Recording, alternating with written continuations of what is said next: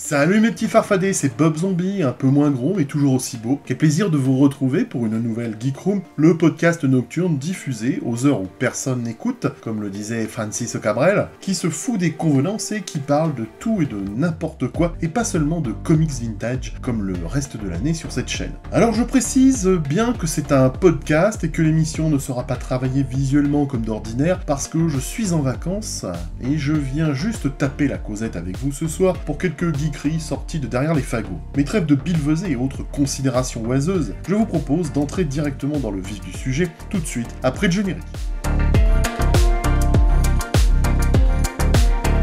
Ça me permet d'être lourd et redondant, mais je rappelle à tous ceux qui se sont égarés sur ma chaîne par hasard en cette heure aussi tardive, que ce soir, je ne fais pas ce que je fais d'habitude, alors ne vous attendez pas à du classico, je la joue cool. Bref, je vous propose une discute tranquille et décontractée du gland pour un mec comme moi, bâti comme un chêne, ou plutôt un monologue, car je suis tout seul à parler au milieu de la nuit. Il faut que vous le sachiez, pas seulement dans la colle, il y aura plusieurs Geek Rooms cet été, où je vais parler de sujets divers, mais aussi d'été, c'est-à-dire que je viens de faire un calembour dont moi seul est le secret, et certainement dont je suis le seul à s'en amuser. Et pour en revenir à ce que je disais, je ne parlerai pas forcément de comics. Bref, une émission qui sort des habitudes de la chaîne et qui risque de déplaire. Car vous savez que l'utilisateur de YouTube n'aime pas quand on bouleverse ses habitudes. Il aime la constance comme Bonacieux, et c'est entre autres pour ça que je fais cette vidéo fantôme en plein milieu de la nuit, aux heures où les boomers et autres générations X roupillent du sommeil du juste, et moi je peux parler justement de ce que j'ai envie.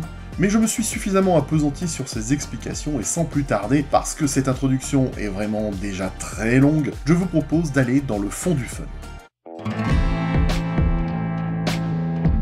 Et aujourd'hui, contrairement à ce que je vous disais en introduction, je vais commencer par un bon vieux comics vintage des familles, mais ça, si je ne vous parle pas sur cette chaîne de comics, vous allez vous plaindre, donc je commence avec du bon vieux vintage, comme ça vous n'êtes pas dépaysés. Et je tenais à vous présenter l'une de mes dernières acquisitions pour 4 boules. Oui, dans sa petite auto. Vous avez bien entendu, 4 boules. Et j'ai pu mettre une main fébrile sur cet album cossu, pour ne pas dire ventru. Je salue tous les gens qui ont une mauvaise hygiène de vie au passage. On vous embrasse mais grassouillés. Et je le dis nullement avec un humour oppressif, tu fais bien ce que tu veux de ton corps et de tes artères, voire de ton cœur, ma gueule. Moi-même, je profite pleinement de la vie. Alors oui, tu vas me dire que t'as pas du bide, mais que t'es bas de poitrine, mais de toi à moi, assume tes plis, gros, ta décrépitude et tes relâchements cutanés. D'ailleurs, tu serais drôlement étonné par le nombre de femmes qui se sentent rassurées en présence d'un homme qui a du bide. Il y a eu une enquête dans VSD, c'est dire si c'est de la formation relativement fiable, et cette enquête dit que 75% des femmes se sentent rassurées en présence d'un homme qui a du bide. Alors tout ça pour dire que les ventrus peuvent encore pécho sur Tinder, mais faudra pas être difficile quand même. Mais voilà que je m'égare de Montparnasse, j'oserais dire que je dis Grèce, donc on va revenir à mon putain de bouquin vintage. C'est un Artima Color Marvel géant consacré à Star-Lord, datant de juin 1980. Alors pour ceux qui ne le connaissent pas bien, Star-Lord, c'est le gars que tu as vu dans les Gardiens de la Galaxie, mais, à l'origine, dans les comics, c'est Peter Quill, un super-héros, si on peut appeler ça un super-héros, il me fait plus penser à un aventurier de l'espace genre Flash Gordon, et le gazier évolue dans l'univers Marvel, créé par Steve Englehart et le dessinateur Steve Gann. Ah bah oui ma gueule, ça n'a rien à voir avec le Star-Lord des Gardiens de la Galaxie, je parle du film, où on nous a présenté un abruti fini, parce que bon, faut le reconnaître, la méthode Marvel du MCU, c'est vas-y que je te balance un héros sympa qui envoie des punchlines, même au plus grave de la situation, et finalement, il passe pour le gros relou de service, et c'est assez gavant au final. Mais là, dans la BD, en fait, on ne va pas se le cacher, c'est pas mieux, puisque ce Star-Lord-là est finalement un connard que t'as envie de baffer à chaque fois qu'il ouvre son claque-merde. Oui, on est passé du relou cinématographique au connard cosmique. Alors, j'ai quand même fait de la recherche, c'est pas parce que Amazing Geek est en vacances qu'il ne faut rien faire, j'ai bougé mon popotin et j'ai traversé la rue pour aller trouver du boulot, et j'ai donc été voir qui était ce bonhomme. Et il faut que vous le sachiez, pas seulement dans la colle, Star-Lord est apparu pour la première fois dans le Comics Book Marvel Preview numéro 4 en janvier 1976, ça nous rejeunit pas les gros, magazine en noir et blanc qui a vu des personnages apparaître comme Blade ou le Punisher. Pour ce dernier, j'en avais déjà parlé dans une vidéo dernièrement. Ici, dans cet album Maredi, eh bien la maison d'édition s'est essayée à la quadrichromie pour faire ressortir des dessins pas top en vérité. On va pas se le cacher, ces esquisses colorées sont à la laideur ce que les grosses têtes de cons sont à l'île de Pâques, à savoir des monuments. Sorti de la belle couverture, qui donne envie, qui fait bien atmosphère space opéra des 70s, et ben à l'intérieur, les dessins sont pas ouf. Steve Gann fait partie de ces artistes philippins qui ont œuvré dans les années 70 chez Marvel, sur Conan pendant quelques numéros, Dracula Lives ou Marvel Première. Bref, comme disait Pépin, dans cet album, on découvre les origines de Star-Lord, on y voit son enfance et on nous explique que son géniteur est Jason le Spartois, un alien humanoïde dont le vaisseau s'est écrasé sur Terre, dans le Colorado. Voilà, j'ai pas réussi à le dire, dans le Colorado, et c'est important de le signaler. Non, en fait, ça n'apporte rien à la démonstration. Durant son crash sur Terre, l'alien n'a pas laissé son frétillant au sec, et il a finalement réussi à tremper son biscuit dans une terrienne de type femme, appelée Meredith Quill. Et lorsque Jason repart, quelque peu décontracté du gland, il laisse Meredith avec un polichinelle dans le tiroir. La jeune femme pragmatique et audacieuse, pour ne pas dire consensuelle, ne tarde pas à se caser avec son ami d'enfance, Jack, un mec patibulaire mais presque. Mais le gazier n'est pas trop content de voir que l'enfant n'est pas de lui, du moins il n'est pas issu d'un dégorgeage de poireaux personnel, alors la nuit de la naissance de Peter, Jack tente de le tuer. Ah bah ouais, dans le Colorado on est comme ça, on n'aime pas trop avoir un nain à élever sans avoir eu la possibilité de faire exulter le corps. Mais l'infanticide paternel patenté est foudroyé par une crise cardiaque inattendue et bienvenue, parce que rien ne laissait supposer que cet homme avait des problèmes cardiaques, si ce n'est un œil glauque et une peau grasse, témoin d'une densité calorique incompatible avec sa densité nutritionnelle, comme le dit si bien le Femina de juillet 2023 aux pages Alimentation et culpabilité. Au final, la mère, bonne comme le pain, élève le gosse jusqu'à ses 11 ans. Et là, pas de bol, elle se fait tuer par un alien qui passait par là. Non, c'est pas vrai, il n'était pas là par hasard. Mais vous n'avez qu'à lire cette histoire, je vais pas vous spoiler, comme tous ces bâtards sur les réseaux sociaux qui aiment bien faire cela. Et Peter grandit dans un orphelinat. Il devient ensuite un élève astronaute de la NASA. Ah oui, quand même, le gars était doué, C'est marrant parce qu'aujourd'hui, tous les adolescents de 15-16 ans veulent devenir astronautes avec 5 en maths ou en physique.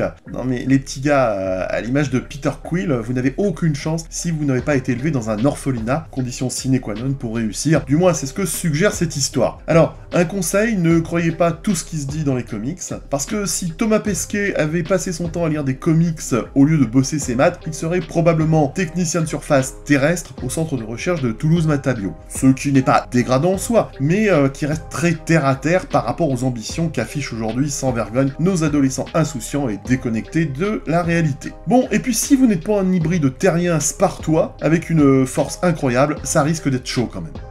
Bref, le petit gars est plus tard sélectionné par des extraterrestres pour devenir Star-Lord, un champion galactique. Ah ouais, carrément, là, il est plus qu'astronaute, il est champion galactique. Ah bah, c'est pas moi qui pars en live, c'est le contenu en un seul mot de ce récit. Bref, il retrouve l'assassin de sa mère et se venge. Il retrouve aussi son père, devenu empereur, et entre en possession d'un vaisseau intelligent. Ah bah oui, c'est pas du Alexa ou du Google Home, qui t'invite à jouer avec une prise de courant. C'est pas du ChatGPT non plus, qui écrit les scénarios des films américains actuels. Non, non, non. Là, c'est du vaisseau intelligent. En complément de ses pouvoirs, il possède une combinaison assez swag et un casque à visière qui le protège non seulement du soleil, communément appelé sur Terre une casquette, mais dans la BD, il protège sommairement des lasers et des fortes températures, ce qui est pas mal en période de réchauffement climatique. Vous en conviendrez. Le masque peut rendre la combinaison totalement hermétique et possède une réserve d'oxygène qui lui permet donc de survivre dans le vide de l'espace. Donc, vous m'expliquerez comment fait le Star-Lord du film des Gardiens de la Galaxie pour sortir dans le vide de l'espace avec son petit masque à la con et sa tenue terrienne qui doit franchement pas beaucoup protéger des rayons cosmiques. Mais je suis taquin et j'arrête là mon odieuse analyse du film pour reprendre ma brillante démonstration de ce comics vintage d'un fort beau gabarit. Dans la BD, il utilise aussi un pistolet qui contrôle les divers éléments tels que l'eau, le vent, la terre et le feu. Voilà. Star-Lord est donc paru aux éditions Haredi dans différentes collections et sans suite logique pour cette revue. C'était plutôt à chaque fois des one-shots sous différents formats.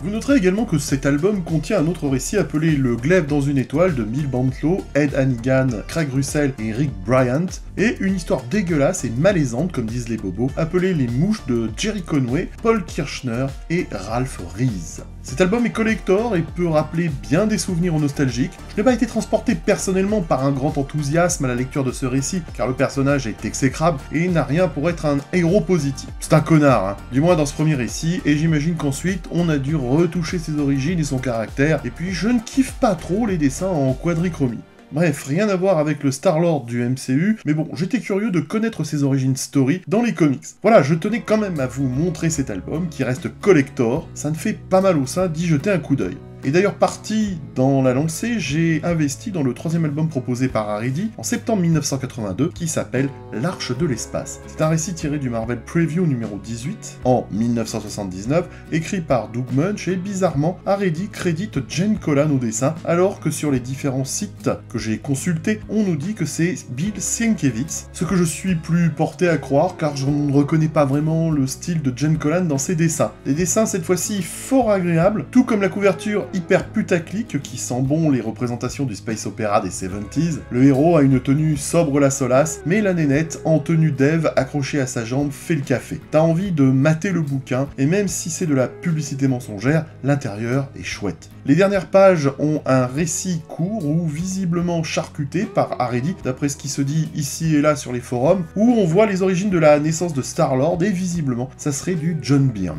À vous de me dire dans les commentaires si c'est le cas, à condition que quelqu'un ait la réponse, comme la princesse du même nom, et regarde cette émission nocturne, bien sûr. J'ai bien aimé ce récit, qui est encore une fois un one-shot, mais les dessins et la colorisation sont plus agréables que la quadrichromie du premier album. Bref, j'ai passé un bon moment qui a réveillé ma nostalgie des 70s, quand le space opéra était un sacré moment d'évasion pour les gosses que nous étions. Bon alors par contre, je ne vais pas investir dans le deuxième album de juin 1982, appelé Le Retour de Star-Lord, car les prix sont indécents, et que j'ai pas une paye d'enculé pour m'offrir un album Haredi qui sent le moisi et la moule pas fraîche, un peu comme George pour ceux qui ont la référence. Donc ça sera sans moi, même si la couverture pète sa race, il faut bien le dire. Voilà mes chers farfadets qui comblaient vos vides affectifs en lisant des comics, je voulais vous présenter ces petites trouvailles estivales et vous rappeler à leurs bons souvenirs. Pour ceux qui les ont connus autrefois, ça ne fait pas mal au sein de se replonger dans cette bonne vieille nostalgie à l'occasion de cette émission moins chère que gratuite et presque de qualité. Cette vidéo fantôme est maintenant terminée, merci de l'avoir suivi jusqu'au bout, laisse un post-blow pour encourager mon boulot, pour autant que tu t'es égaré sur cette présentation en plein milieu de la nuit. C'était Bob Zombie, le prince de la bulle de love dans le tube pour te servir, on se retrouve tout bientôt pour une prochaine Geek Room. A très bientôt les geeks, et n'oubliez pas que le pire reste à venir.